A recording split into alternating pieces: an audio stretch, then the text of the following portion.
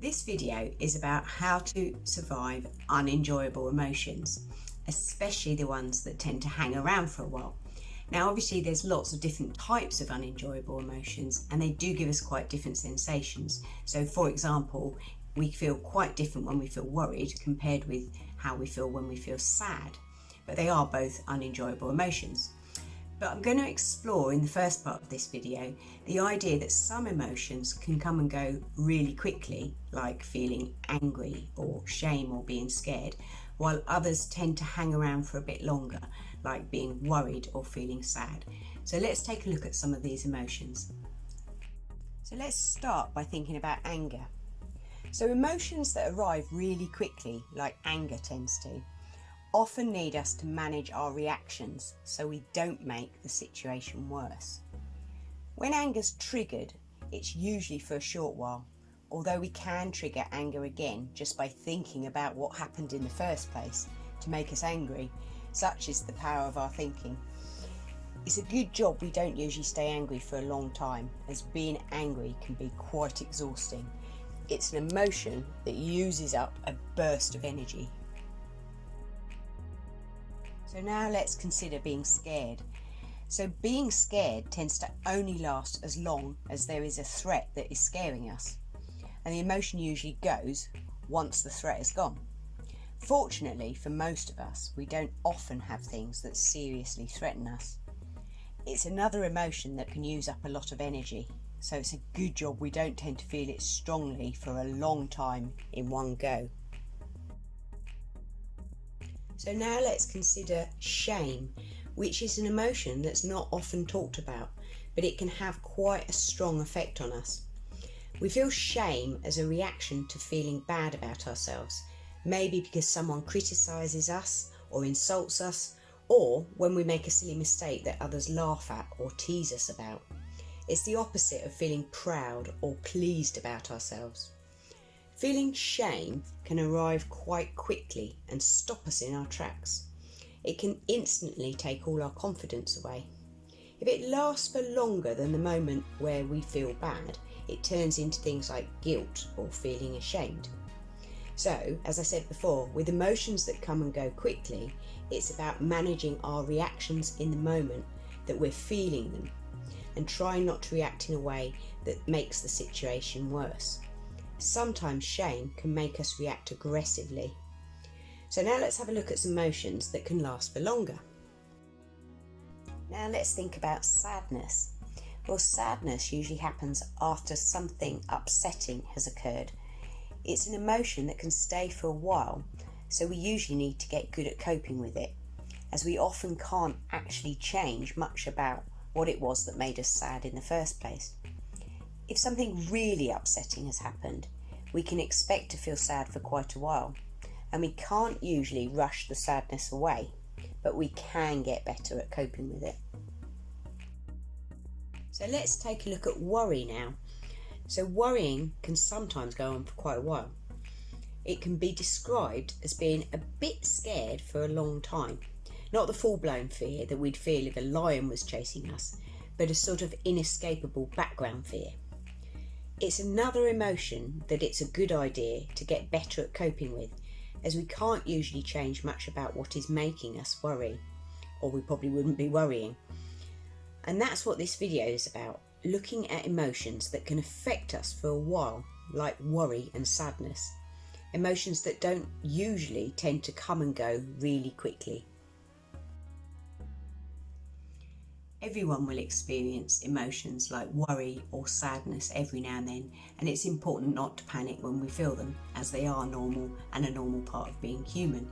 However, I will add that some people tend to worry more than others. You'll have some friends who worry about absolutely everything, and you'll have other friends who never seem bothered by anything at all. It's just how it is. It's a bit unfair on those people wired up to worry more, but it is just how it is. But whatever you're like, it is a good idea to think about how to cope with emotions that tend to hang around for a while. So let's explore some things that help with emotions that can hang around for a while. So of the following tips, some will work better for some emotions than others. So some of these tips might work better for helping you deal with sadness, and others might work better for dealing with, say, worrying, for example. Let's start by saying that with emotions that tend to hang around for a while, sometimes we can actually do something about whatever it was that triggered the emotion in the first place. And if we can do something, this usually makes us feel better. However, this isn't always true. Sometimes that we can't do anything, we just have to get on with the feeling. However, it is always a good idea to check to see if there is anything that you can actually do. Survival tip number 1. Do all that you can actually do. So, is there something that you can actually do about the situation triggering the emotion to help sort it out? If the answer is yes, then you need to do it. If the answer is no, then you need to accept the situation. Sorting a situation out is always better than leaving anything that needs putting right. Like doing something you're dreading to get it out of the way, or making sure you've done all the preparations that you can do for something that's coming up. Check that you're not avoiding something that could actually sort things out. Also, do you need more information? Ask questions. Sometimes we are simply bothered because we have made an assumption. Getting more information often helps. And also, if another person is involved in whatever it is that's bothering you, can you talk to them, as this can often help. You might be making assumptions about what the person is thinking, and getting more information can sort things out. An example of this could be if a friend said, "I can't come to your party," and this made you feel a bit rejected and upset at first. But if you asked them why they couldn't come, and they told you that their mum had said that they've got to visit their granddad in hospital, you'd feel quite differently. Try to never assume, and try to always ask questions if someone does upset you. It can be amazing how a conversation can change how you feel. Also, another question it's good to ask yourself is, do you need to say sorry to anyone? We nearly always feel better after apologising to someone. So if you've done all you can possibly do to put things right and make the situation as good as it possibly can be, if then you're still left with an unenjoyable emotion, it's about finding ways of coping with that emotion. So let's take a look at some tips for that, starting with dealing with something that really doesn't help at all. Survival tip 2, dealing with rumination. A problem with emotions that tend to stick around for a while is that they can cause us to ruminate. Rumination is where we think about the thing that's bothering us over and over again. It's like our brain being really mean to us, and it makes us suffer. Sometimes it also means that we can't really think about anything else, and this can make us feel like we don't want to do anything. It can really take over, rumination. So when you ruminate, try and train your brain. So 1, start by trying to always notice when you are ruminating, which sounds obvious, but sometimes we do it and it so takes over that we don't notice we are doing it. 2, allow yourself a little time to think things through about whatever it is that's bothering you, and then after this allowed time, think or say out loud, "Stop," every time you catch yourself ruminating. Ruminating rarely sorts anything out. It just causes you stress. And 3, sometimes you can distract yourself so that you don't ruminate.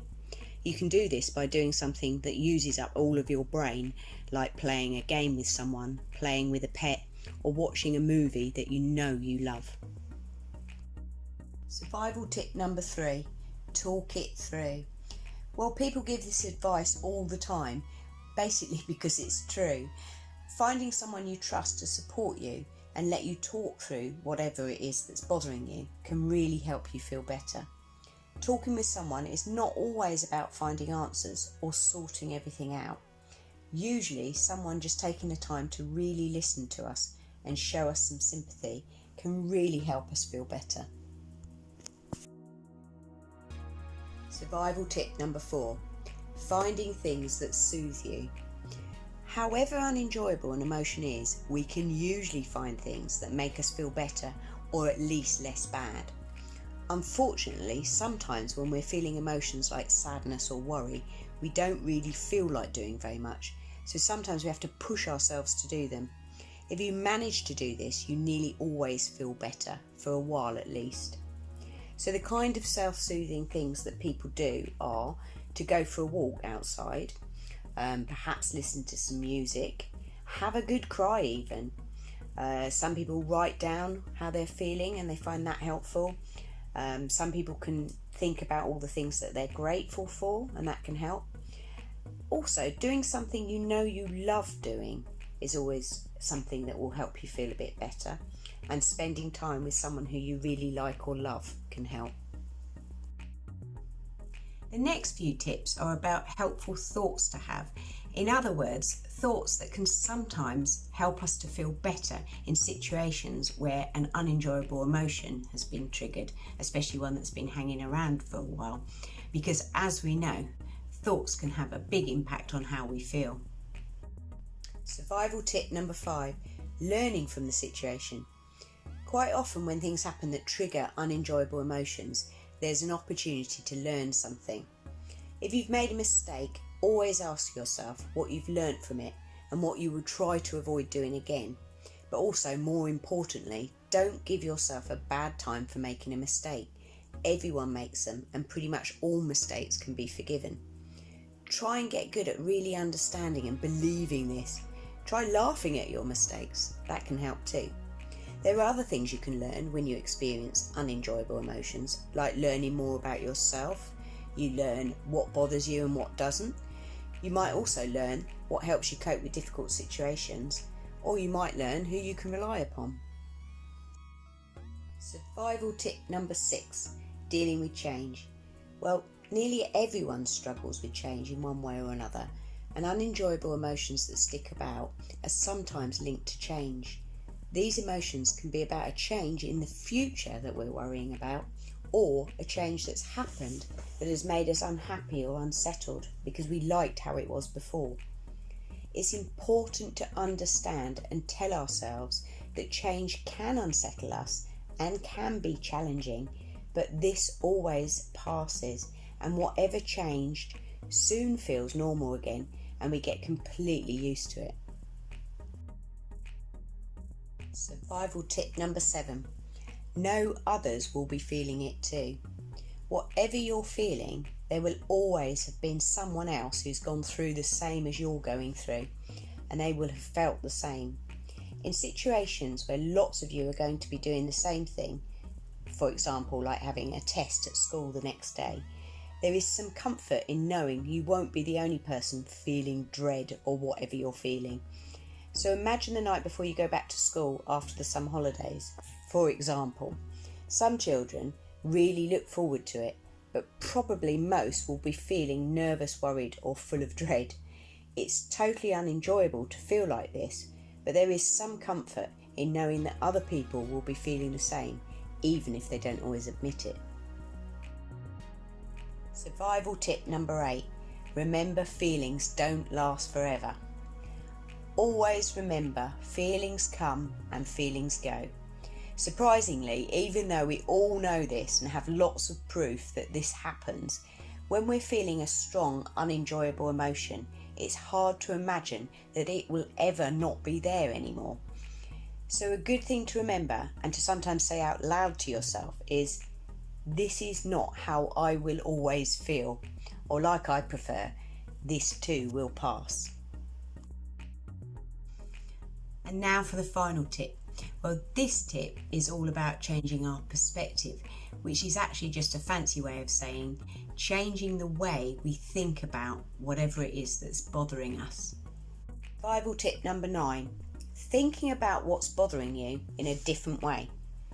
To think helpfully about a situation that has triggered an unenjoyable emotion, you could try remembering a time when you completely survived a situation that was exactly the same or very similar as the one you're going through now. Remind yourself you were okay then and you'll be okay this time. You could also try thinking about a time in the future when this thing that's bothering you will be forgotten and totally not important to you. And another thing that you can do that sometimes helps is to picture whatever triggered the emotion in your mind, and then make the picture black and white, and then make it smaller and smaller until it's a dot. If you also add a tune that makes you smile or laugh and play that in your head while you make the picture smaller, this can work even better. Doing this can make the thing that's bothering you seem less powerful. It might not sound like it, but give it a go and see what happens.